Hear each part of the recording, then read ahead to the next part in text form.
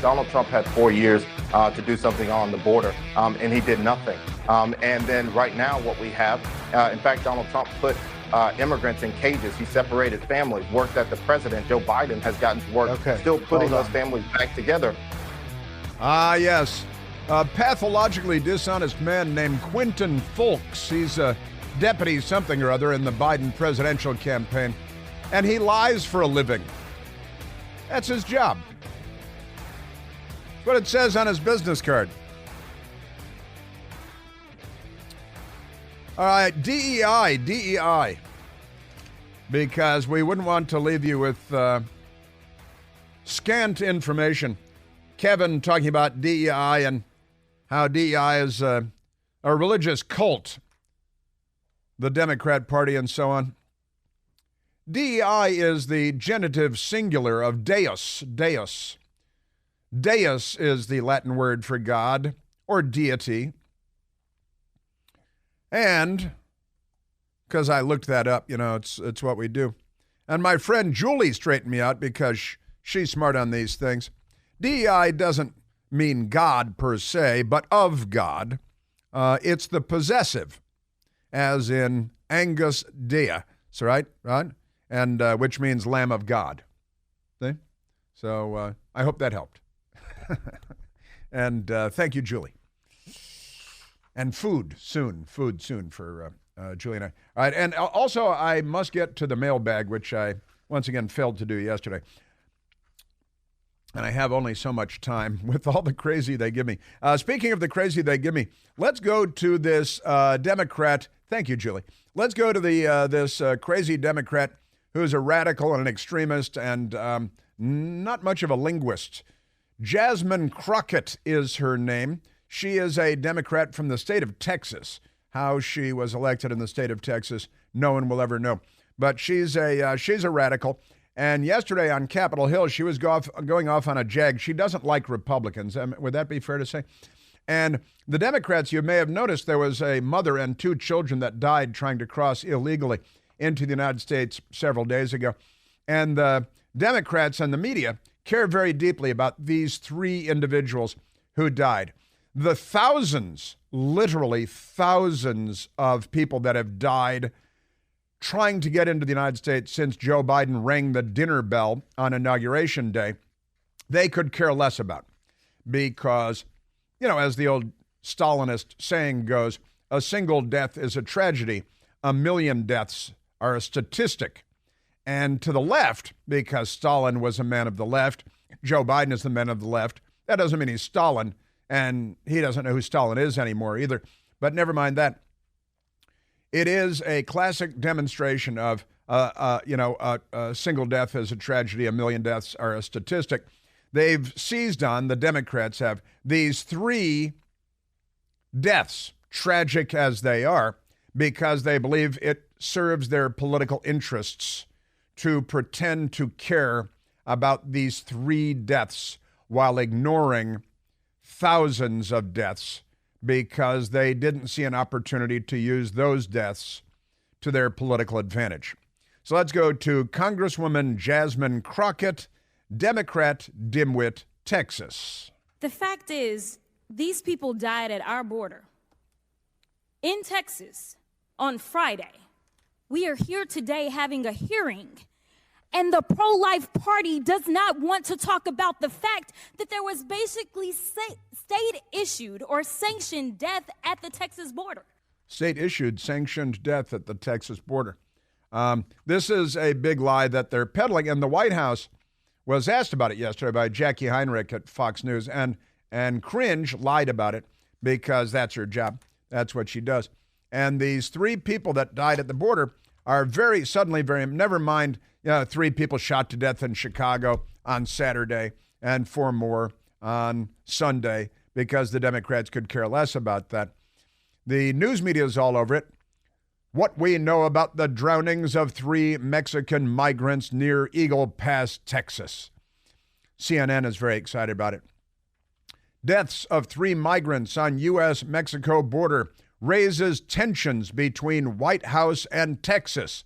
The White House is about to invade Texas because, while they bomb Yemen and Iraq and Syria. They are really angry with Texas. That's the White House thing. 3 migrants died in Texas River before Border Patrol requested access.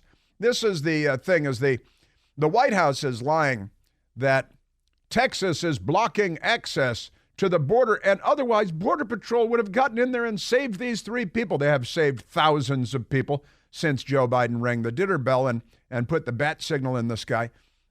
But the 3 immigrants died before, and this is their whole timeline for the White House is a big lie. The White House is saying, oh, if only Texas hadn't blocked access to this park, then Border Patrol could have saved these 3 people. But out of Austin, Texas, new details have emerged about 5 immigrants who struggled to cross the border into Eagle Pass, Texas over the weekend, ultimately resulting in the deaths of 3 people and creating a firestorm between the Biden administration and Texas. The January 12th drowning of a mother and her 2 children, tragic, horrible, and this fool Jasmine Crockett is right.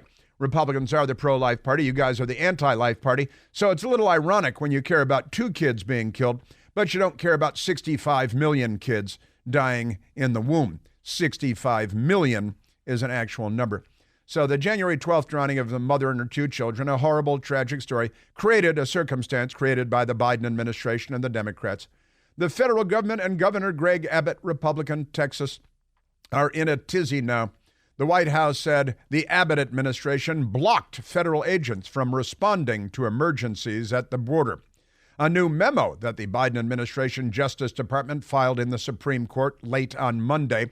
Border Patrol's chief patrol agent of the Del Rio sector, Robert Manley, he's manly, they're going to hate him already, offered new information about how federal agents tried to help immigrants in light of Abbott's taking control of city land in the Eagle Pass border area last week and evicting federal law enforcement. See, federal law enforcement was just processing all the illegals and waving them into the country. Texas said, no, we're going to stop them from coming in, you see. And then, as so often happens, this tragedy occurred. A mother and 2 children died. And now, suddenly, Jasmine Crockett pretends like she's pro-life, and the Democrats get to pretend like she's pro-life. Jasmine Crockett. We talk about the mayor of New York. I don't know when I've ever seen so much bipartisanship and agreement out of the Republicans, but they continue to talk about what the mayor of New York has said. Let me tell you about somebody else who wants to speak out about New York, and I want to make sure that she understands that the Democrats aren't the problem, but the Republicans are, and that's Cardi B. Cardi B specifically talked about her frustration because the mayor came out and said that they don't have the resources that they need. But guess who has actually tried to give the resources to these cities? Cardi B? And who has stood in obstruction? President Biden. President Biden has stood in obstruction, or President Biden has tried to give that? I'm a little confused because you kind of muddied the waters there. Cardi B is one of our favorites here on the Chris Plant Show because she's constantly funny, if somewhat crass. I know y'all not spending it in no prison because y'all be giving like 2 underwears, 1 jumpsuit for like 5 months. Now, Congress is quoting Cardi B on these matters here. 2 underwears, which is the plural of underwear, as every school child will tell you.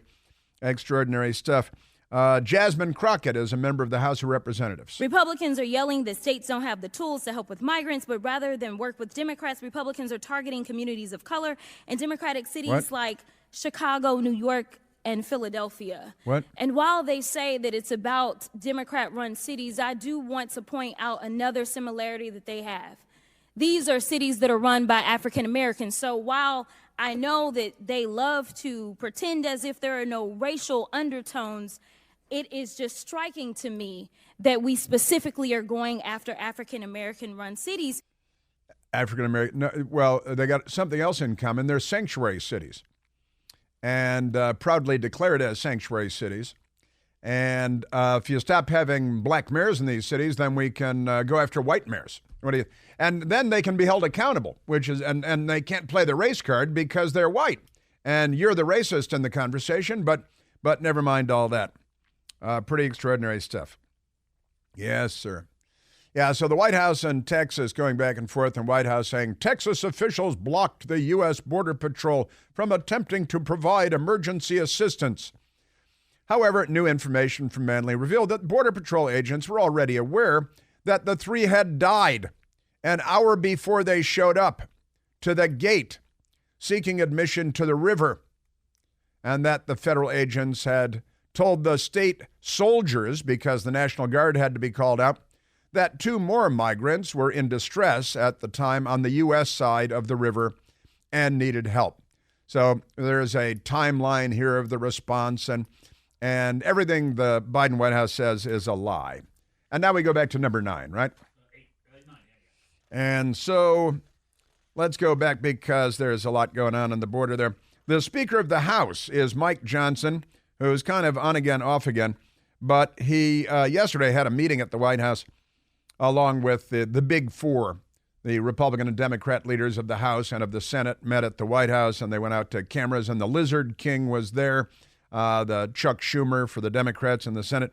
And as you see his tongue, he's like, and they got that creepy smile and the scaly skin and the bug eyes, and his eyes go in different directions at the same time, like a chameleon, or what is that, an iguana, something like that. He is Night of the Iguana. Speaker of the House Mike Johnson yesterday talking about, the Republicans passed H.R. 2, House Resolution 2, which would secure the border. Joe Biden could reinstate Remain in Mexico policy, which President Trump had, and that would solve the problem lickety-split, at least create a much, much, much more manageable situation. Speaker of the House, Mike Johnson. No one is strong-arming me. I told the president, I looked right across the table from him in the cabinet officials' room, and I said, Mr. President, you have the authority right now to end this catastrophe. It's your actions that created it. In fact, Mr. President, I told him in the meeting today, we've documented 64 instances of you taking executive actions in your agencies that created this catastrophe. Mr. President, it's on you to unwind it. We don't need new laws. You could do it right now. But they don't want to, and the deaths are on their hands, and all the women's underwear and the rape trees, that is on Joe Biden and the Democrats. And then these fakes come out, oh, you're supposed to be the pro-life party. You've completely ignored literally thousands of migrant deaths for the last 3 years, and now you think you can blame a Republican for 3 of them, and so you're celebrating. Literally. Just amazing stuff. The Fox News put together a montage of the media lying about what happened at the border. A lot of CNN and MSNBC, but the rest also. In Texas, the Republican governor prevents federal officials from trying to rescue a woman and her 2 children who drowned. Lie. Trying to cross a river in Texas. Agents were physically barred by Texas authorities from entering the area. Lie. He's been talking about how Texas has done everything except shoot these migrants, and it almost sounded as though he was lamenting them, so he let them drown. His troopers, his forces are preventing federal officials, law enforcement from saving a life or lives in this case. These are families, these are mothers, children. I am actually just disgusted with where we have landed here. Maybe you should send a check to Planned Parenthood, and then you can feel better about it. I want to play audio for you from the White House briefing yesterday. Jackie Heinrich of Fox News bringing the truth to cringe Jean-Pierre. That's coming right up. Hey, it's Chris Plant, excited to tell you about our July 2024 Listener Sea Cruise. We'll be sailing around the British Isles, visiting Scotland and Ireland. Please join us. Visit ChrisPlantCruise.com. All right, now let's go to, I think, a fine reporter with Fox News at the White House, Jackie Heinrich. She is, and I think she gets better all the time, too. Jackie Heinrich, yesterday at the White House briefing, challenging cringe on Pierre on this drowning story that they keep peddling. And it sounded like this. Will the administration then amend its separate statement that implied that Texas officials were responsible for the deaths of 3 migrants? Our statement is consistent with DOJ's filing. As the DOJ filing said, there was an ongoing emergency situation that Border Patrol was blocked from accessing. That's a lie. That's not true. And it's in their own Department of Justice documents that that's not true. And Jackie Heinrich was having none of it. There were other migrants in the water. Then why wasn't that included in the statement? There were other migrants in the water. That that's what you were referring to. Our statement is very much consistent with DOJ filing. Anything else specific you want to know about that, I would certainly refer you to DOJ. Very much consistent. Now I'm going to have to punt to somebody that doesn't have press conferences, and you can go ask them, Jackie Heinrich. Why are you repeating this false claim that Republicans voted to reduce the number of Border Patrol agents? We don't believe it's a false claim. Our statements were very direct here. Last year, House GOP voted, and not only did they vote for it, but they touted their Limit, Save, Grow Act. And this would have forced the elimination of 2,000 Border Patrol agents. That is untrue, and Jackie Heinrich actually follows the news. House Republicans get in the way. They wanted to literally eliminate 2,000 Border Patrol agents in this particular act that they touted, that they voted for back in May. That claim is not true. The bill the White House is referring to made no specific cuts. In fact, House Republicans passed other bills that would have hired even more agents. But officials here are not backing down from that claim, even though the Washington Post fact-checkers gave them 3 Pinocchios for it. 3 Pinocchios. Glenn Kessler himself gave them 3, and it should have been 4 Pinocchios. And he went on for 120 paragraphs trying to spin this for the Democrat Party. Glenn Kessler, the Pinocchio boy at the Washington Post, working for Dr. Evil over there, Jeff Bezos.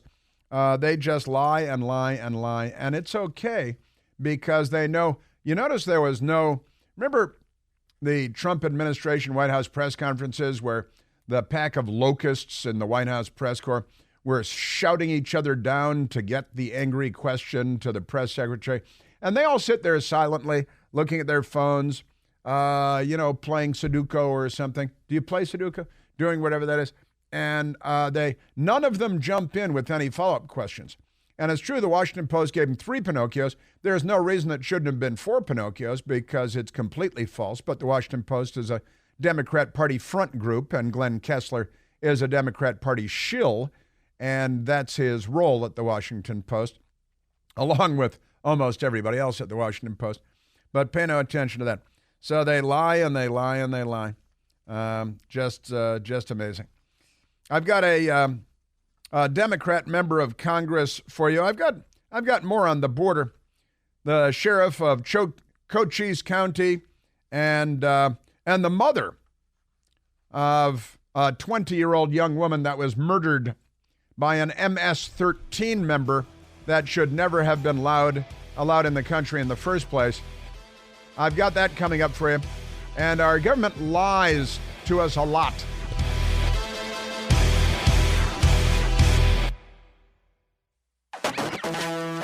Hey, we're back. And I got to get to the mailbag in this segment, too. The mailbag in this segment because I got too much stuff is what happens. Too much stuff. All right, so let's go. Where are we going? We're going to number 15. Going to number 15. A Democrat congresswoman named Hillary Scholten. Hillary Scholten was on the television last night. She's working along with one Republican congresswoman, and they are trying to find a bipartisan path to a border deal. But, the Democrats want to fight. They don't want to fix anything. They want to destroy their enemies, and that's their goal. That's kind of their only goal. But Congresswoman Hillary Scholten of Michigan last night on the television with a very lovely, very nice, very smart Republican congresswoman as well. But the Democrat Congresswoman Hillary Scholten. I think Democrats need to own the fact that immigration is at a crisis level in this country. It's an economic crisis. It's a humanitarian crisis. It is a national security emergency, and we need to address it as such. The only way to do that is a bipartisan path forward. What? Come on, you can't do that. That's going to be problematic, isn't it? I think that kind of aiming high, bipartisan. What is that? I think she seems like she knows what the word means. She was just fine, and she confessed. She said Democrats need to admit that it's a crisis, a national security crisis, that it's an economic crisis, a humanitarian crisis, it's an emergency, and Joe Biden created it because it was just fine and completely under control under President Trump, and they deliberately broke it. There is a sheriff in Cochise County, and he was speaking at a public event yesterday, and he seemed to, well, he said he's been in this law enforcement business for 40 years now, and he's never seen anything quite like this because it's madness out there. Folks, I've seen the good, the bad, and the ugly of this border after 4 decades, and right now, it's the ugliest I've ever seen it. The ugliest I've ever seen it. Cochise County, Arizona. Seemed like a level-headed guy. Has a good handle on the situation. It's worse than I've ever seen it. And our American news media doesn't cover it. They just don't cover it because they're not in the news business. They're in the Democrat Party protective and promoting business. Now, a terrible and horrible story about a 20-year-old girl who apparently was, I think, as they say, on the spectrum, and she found herself in a room with and then being raped by and murdered by an illegal alien MS-13 member who strangled her with a phone cord, and it is a truly horrible story. The mother is testifying today on Capitol Hill, I believe, even as we speak. Mother testifying about daughter's murder by alleged MS-13 immigrant, illegal, sues Department of Homeland Security for $100 million in wrongful death lawsuit. And I think that's entirely appropriate. A Virginia woman, the young lady was murdered in Maryland. A Virginia woman is suing the Biden administration for $100 million in a wrongful death suit that blames the Department of Homeland Security and Alejandro Mayorkas for the murder of her daughter after Border Patrol agents allegedly released an unaccompanied minor from custody despite his alleged ties to MS-13, the Washington Examiner has learned. Tammy Nobles, a witness who will appear Thursday, that's today, before the House Homeland Security Committee in its second impeachment hearing of DHS Secretary Alejandro Mayorkas, said in a phone call Thursday that she's filed a wrongful death suit against Department of Homeland Security. Noble's suit stems from what she described as the preventable rape and strangulation of her autistic daughter last summer. 20-year-old Kayla Hamilton was murdered by this MS-13 member. Now, let me go to her because Tammy Nobles, the mother of the 20-year-old autistic young woman that was murdered by this MS-13 member. How do you know? He's got MS-13 tattoos all over him. And when they arrested him for the murder, they checked in El Salvador and found that he has a criminal record there, although he was 16 when he came into the United States. Criminal record there, MS-13 affiliation there, and the tattoos all over his body. And he should never have been let into the country. But, you know, the Democrats, they don't care about human life. So here is Tammy Nobles. Tammy Nobles, the mother of the 20-year-old young woman that was raped and murdered by the MS-13 member that never should have been allowed to saunter into the country. 3 days after her 20th birthday, she only spent 3 days being 20. She was brutally murdered and raped in her room, and he strangled her with the phone cord, and then he just robbed her of $6, and he just left her on the floor like trash and went to lunch with his half-brother. like nothing happened. $6, robbed her of $6. Now, the Washington Times reports that after the arrest for murder, even after the boy was charged with murder and his gang tattoos and past criminal record from El Salvador were revealed, he was placed in a foster home with other children, endangering them and the foster family, the House Judiciary Committee said. Stephen Dinan writing the piece at the Washington Times, and that should be on the front page of the Washington Post and every place else. Again, the young lady was murdered in Maryland. Mom lives in Virginia. Tammy Nobles is her name. All they had to do was make one phone call to El Salvador because he had a record, a criminal record in El Salvador in 2020. And he also, had gang tattoos. And all they had to do was make one phone call to pull up his criminal record in El Salvador to find out. And also, he was on the list enlisted as a known gang member of MS-13. Those two things should have kept him from entering the country. But the Democrats are open border people, and they don't care about the American people. They have a political agenda, and it involves overrunning America, and they believe that this will benefit the Democrat Party in the long run. And if, people get killed, you got to break a few eggs to make an omelet as far as they're concerned. Tammy Nobles. Everyone at, down in Homeland Security, Department of Health and Human Services didn't do their jobs. If they would have done their job and properly vetted and checked her murderer, my daughter would still be alive today. He wouldn't have been allowed to go from Texas all the way to Maryland. Yeah, where, again, he murdered the 20-year-old autistic girl after raping her and then murdering her by strangling her to death with a phone cord and leaving her dead. And then he went and had lunch with his half-brother, I believe I heard, who is also here, probably illegally, and Biden is personally fine with that. And so is this dim-witted Democrat from Texas, whose embarrassing audio we played for you a little while ago. This is your Democrat Party in 2024. Now, with that said, somewhat of an awkward transition perhaps, but only have so much time in the day, don't you know? It is mailbag time. Even though it was supposed to be yesterday, mailbag time. Let me go right to it. From the hero.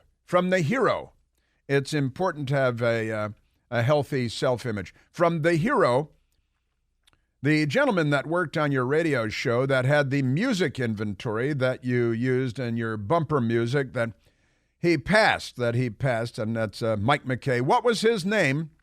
Do you have any short stories you could tell about him that might be funny and, tell what he was about that you could share? Thanks in advance from the hero. Thank you. You're talking about the great Mike McKay, And I have a portrait of Mike McKay behind me right here in the studio. I'm turning around to look at it, of Mike McKay that was created by our friend Jason, right? That's Jason from Australia, who's a great artist as well. Also gave me a great portrait of my father, the Navy fighter pilot in World War II. But Mike McKay, now let me say, Mike McKay's real name was Mike Forsland. And Mike McKay was United States Army, Vietnam War Army medic, in the soup a lot in Vietnam, decorated, and he was in the mix big time as an Army medic. He came home and he went into the radio business, and Mike McKay was a DJ, a big-time DJ at DC 101, and DC 101 was the top rock station at the time, and one of his co-workers there was Howard Stern. Howard Stern was at DC 101, and our friend, now let me say Mike Forson is his real name, he went into the radio business, and the radio news directors and stuff said, well, Mike Forsland is not good. We'll just change your name to Mike McKay. That, okay, well, do I have the job? Yeah, but your name is Mike McKay. So as a DJ, he was Mike McKay for years and years and years at DC 101. He worked with Howard Stern. He was there working with Howard Stern when the Air Florida plane flew out of Reagan National Airport in the dead of winter and crashed into the 14th Street Bridge, a fatal plane crash of Air Florida into the Potomac River and the 14th Street Bridge. And Howard Stern made a bad joke the next day. Howard Stern said, call Air Florida and ask them how much is a flight from National Airport then, before it was called Reagan Airport. How much is a flight from National Airport to the 14th Street Bridge?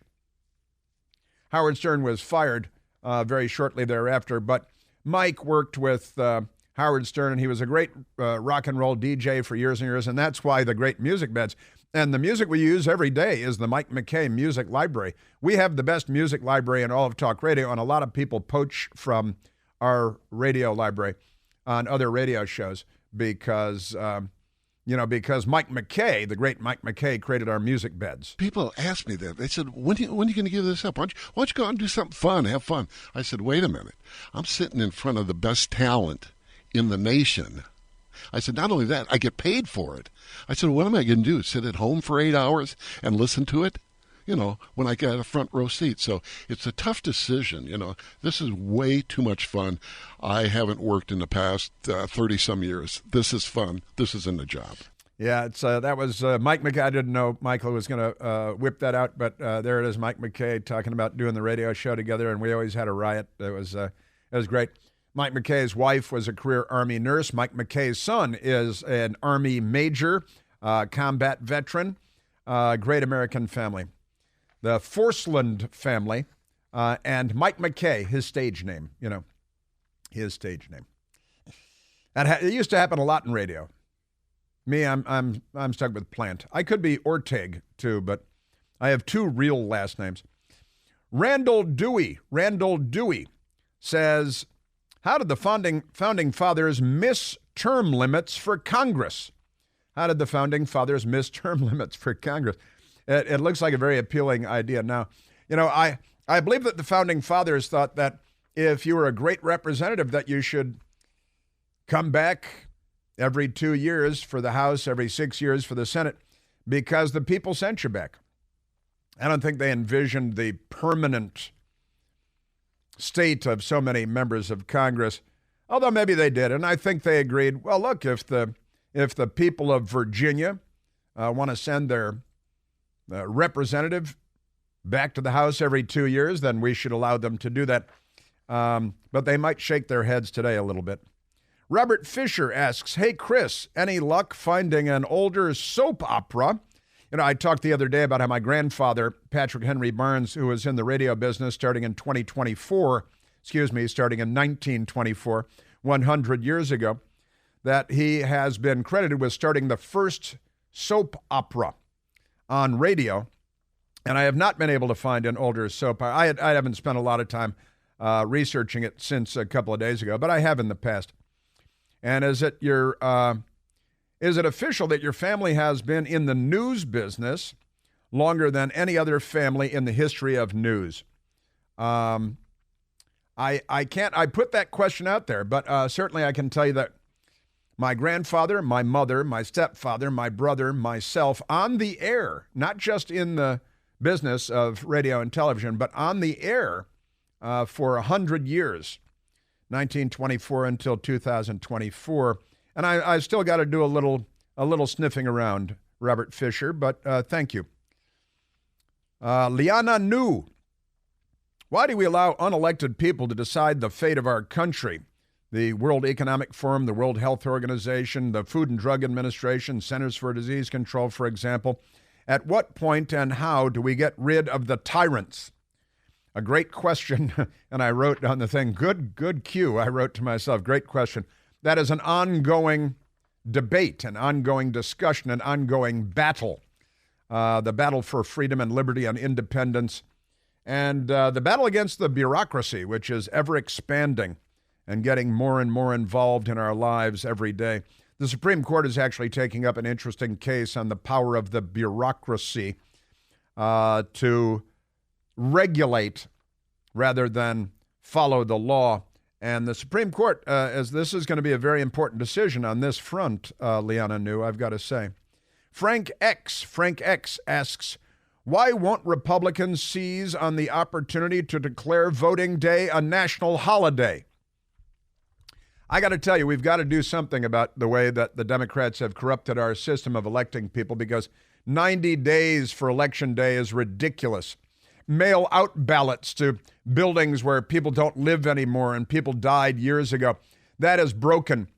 And a national holiday for Election Day. We've got a lot of national holidays now. Maybe we could take back another already existing holiday and make Election Day a holiday so that people can show up on Election Day. I like to put to liberals, well, would you agree to have elections the way that France has elections? And they usually think, France? Yeah, I'd take that. That's better than the United States. They have Election Day, one day. You show up in person, you show an ID, you get a paper ballot, you fill it out, you put it in a ballot box. They count the votes from the ballot boxes, and they know who won everything that day. Can we do that, liberals? It's France. Come on, it's got to be better than what we do. And actually, it's a lot better than what we do. The way France has elections, much, much better. And we should do the same, even if it does take a national holiday to accomplish that. Kamala Harris was on with the communists on The View yesterday, ABC News budget, you know, and she just couldn't be more frightened. What are you going to do to stop the crazies? I am scared as heck. Yeah. Which is why I'm traveling our country. You know, there's an old That's saying why that she's there are only traveling. two ways to run for office, either without an opponent or scared. So on all of those points, yes, we should all be scared. Only two ways to run for office: without an opponent, that's pretty, or run scared. So that's pretty weird. Michelle Obama is terrified too. She's quite frightened about the crazies. Stop shooting people, Democrats. Stop looting. You wonder, where are people? Where are we in this? Where are our hearts? What's going to happen in this next election? I am terrified. She's terrified. They're all terrified. They're all frightened. There are only two ways to run for office. Maybe you could loot the office.